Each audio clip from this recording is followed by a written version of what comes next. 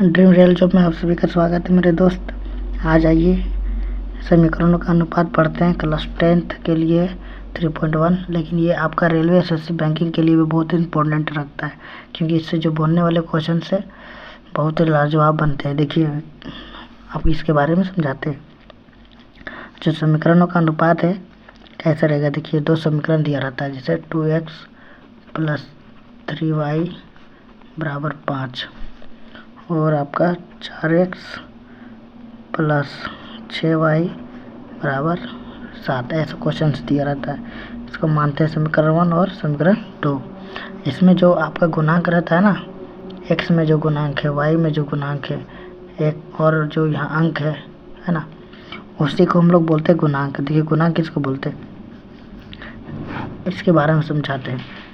a1x + b1y + c1 है ना। इसी तरह a2x + b2y + c2। देखिए इसी को बोलते हैं समीकरण 1 2। ये हम क्यों दिए, आपको मन में आ रहा है कि a1 क्या है, b1 क्या है, c1 है। इसी को गुणांक बोलते हैं। जो a1 है ना वो x का गुणांक है ना। तो इसी तरह देखिए x का गुणांक क्या है, 2। तो देखिए a1 का जगह कितना है, 2। तो आप लिखिएगा a1 के बराबर 2।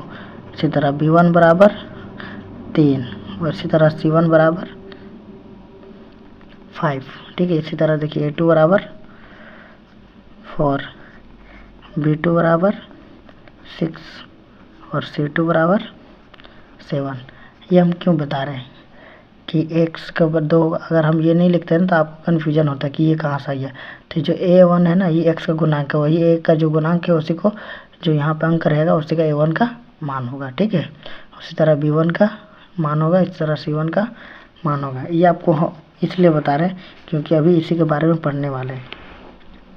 कि देखिए ये जो बट्टा होता है ना, ये जो आपका समीकरण है, इसको आपको लोग रेशियो में पढ़ाएंगे। क्या रेशियो में, अनुपात में। ठीक है ना।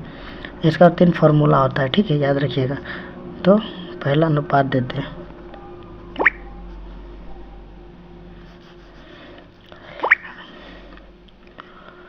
इसका अनुपात देते हैं जैसे a1 बटा a2 b1 बटा b2। देखिए इसको बोलते हैं इक्वल टू, है ना। और अगर हम ऐसे काट दें तो नॉट इक्वल टू, है ना। ये जब रहेगा तो ग्राफ में हम लोग क्या बोलेंगे, ग्राफ में हम लोग क्या बोलेंगे, देखिए ग्राफ में हम लोग बोलेंगे इसको प्रतिच्छेद करती रेखा। क्या बोलेंगे, प्रतिच्छेद करती रेखा, है ना। ये ग्राफ में बोलेंगे। लेकिन इसको हम लोग गणित में क्या बोलेंगे, इसको बोलते हैं बीज गणित।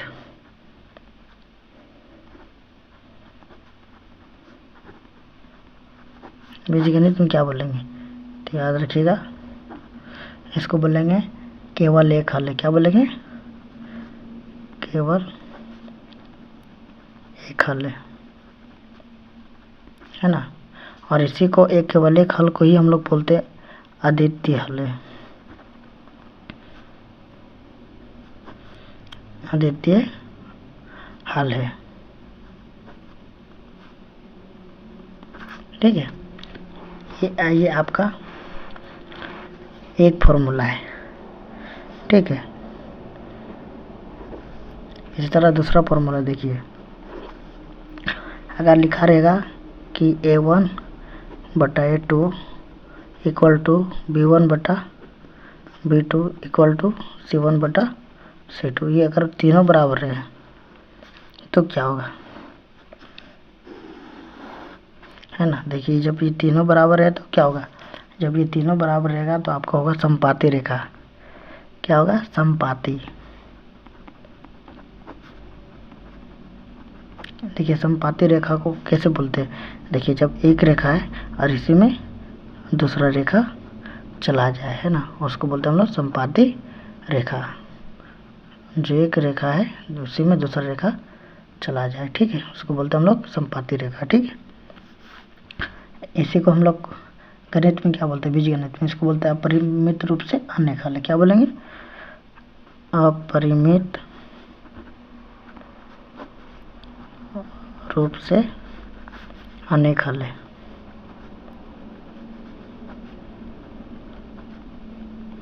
ना। अब देखिए लास्ट तीसरा फॉर्मूला, जब A1 बटा A2 बराबर रहेगा B1 बटा B2, लेकिन C1 बटा C2 बराबर नहीं रहेगा, है ना, तो क्या होगा, तो उसको बोलते हैं हम लोग समांतर रेखा,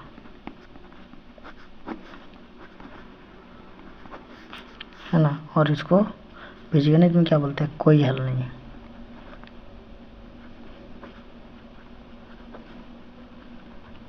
है ना। ये आपका चार्ट बन गया, ये आपको याद रखना पड़ेगा, है ना। ये 3 आपको याद रखना पड़ेगा कि जब A1 A2 not equal to B1 B2 होगा तो क्या होगा, प्रतिच्छेद करती रेखा। और बीजगणित में केवल एक हल है ना, ये अद्वितीय हल है। जैसे क्वेश्चंस आपको देते हैं ना, इससे आप समझिएगा। 2x प्लस 4y बराबर 6, है ना। 3x प्लस 5y बराबर में 7, है ना, ये दिया रहेगा। तो बोलेगा इसको आप पहचानिए कि कोई हल नहीं है, एक हल है या अनेक हल है ना। तो इसको पहचानने के लिए क्या करेंगे, पहले A1 बटा A2 B1 बटा B2, है ना, लिखेंगे, है ना। फिर आगे पहले इसको पहले लिख लेते हैं, पहले देख लेते हैं कि A1 में कितना दिया है 2, A2 में कितना दिया है 3, B1 में 4 और B2 में 5। देखिए तो बराबर है, तो यहीं बराबर नहीं हो ना, तो क्या हो जाएगा, ये अद्वितीय हल है। क्या होगा, यह अद्वितीय हल है। क्या होगा, अद्वितीय हल,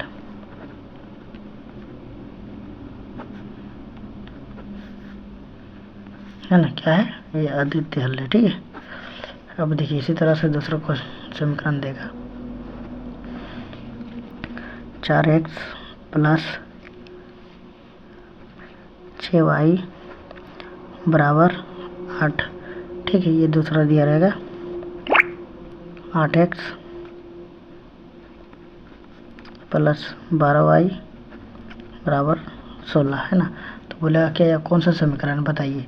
तो इसको भी पहले लिख लीजिएगा, A1 बटा A2 B1 बटा B2 और C1 बटा C2। देखिए तो A1 में कितना है 4 बटा 8, B1 में कितना है 6 और B2 में 12, C1 में 8 और C2 में 16। देखिए तो ये भी कटता है, 4 2 8, 1/2, ये भी 1/2 और ये भी 1/2। तो मतलब क्या है, 1/2 बराबर 1/2 1/2, मतलब तीनों बराबर है ना। तो देखिए तीनों जब बराबर है तो देखिए तीनों बराबर है ना, तो यहाँ पर लिखिएगा A1 बटा A2 B1 बटा B2 C1 बटा C2, तीनों बराबर है। तो ये आपके क्या हो जाएगा, अपरिमित रूप से अनेक हल है, अपरिमित रूप से अनेक हल,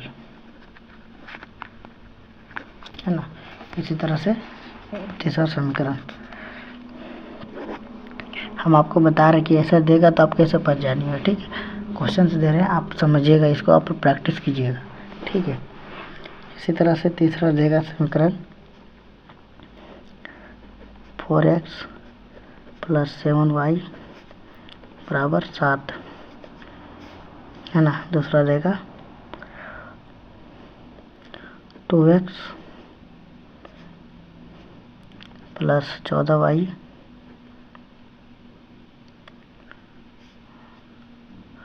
नहीं छोड़ दिए, इसी दिया रहेगा 4x, है ना, प्लस 7y बराबर 3। देखिए क्या हो जाएगा,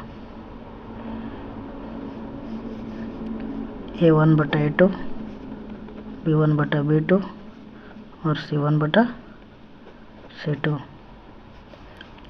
4/4 7/7 और 7/3। देखिए तो ये दोनों तो मिल रहा है, लेकिन ये मिल रहा है नहीं मिल रहा है ना। तो इसको हम लोग क्या बोल सकते हैं, A1 बटा A2 B1 बटा B2 not equal to C1 बटा C2। तो ये रहेगा तो क्या होगा, ये आपका हो जाएगा कोई हल नहीं।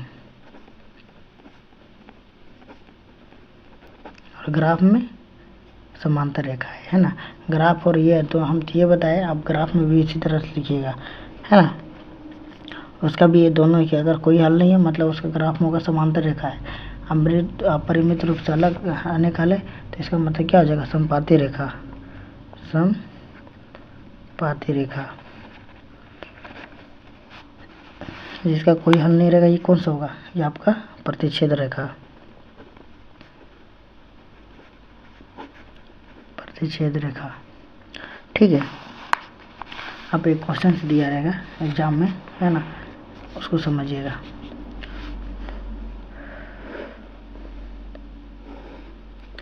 दिया रहेगा कि यदि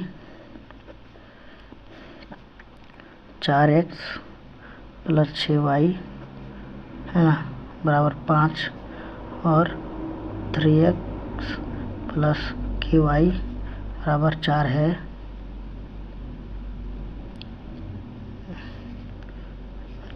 और अद्वितीय हल है। क्या है, अद्वितीय हल है। तो k का मान निकालें, मान निकालें। देखिए इसको कैसे बनाइएगा, यदि क्वेश्चन से दिया रहेगा, है ना, तो बोले k का मान है, तो अब तो पता है कि अद्वितीय हल का मतलब क्या होता है, a1/a2 not equal to b1/b2, यही होता है ना। तो देखिए तो a1/a2 मतलब 4/3, b1/b2 मतलब 6/k, है ना, नॉट इक्वल टू।